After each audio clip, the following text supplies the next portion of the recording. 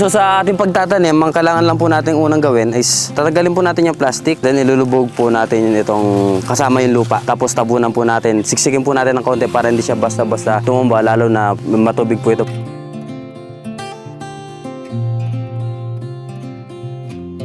Ito, nakita natin kung ano ang kahalagahan ng pagtatanim ng bakawan sa coastal areas kasi ito yung sumasangga sa mga storm surges para yung lakas ng surge hindi siya pumasok dito sa mga residential areas.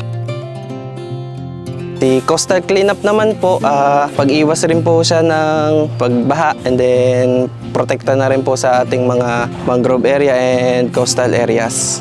Kung makikita natin kanina mga basura, kailangan natin siyang linisin kasi nagdudulot ng lason sa karagatan na pumapatay sa mga isda, pati na rin yung mga halaman affected. Isa sa importance ng pagtatanim, connected po dito is yung livelihood ng mga tao. Dito po pumapasok yung source of income ng mga residente. Mahalaga po na malaman ng lahat ng tao ang kahalagahan nito dahil hindi lang po ang iilan ang apektado dito. Lahat po tayo apektado, lalo na sa mga kalusugan, pati po sa pangkabuhayan ay makikinabang naman po ang lahat.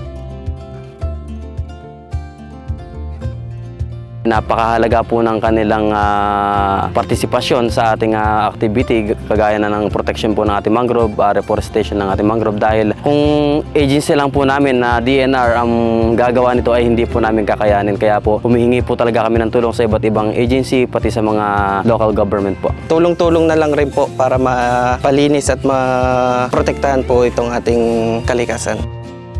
Maraming salamat po sa patuloy na pagsuporta sa pangangalaga ng ating mangrove at paglilinis ng ating mga kapaligiran. Sana po magtuloy-tuloy po tayo magtulungan.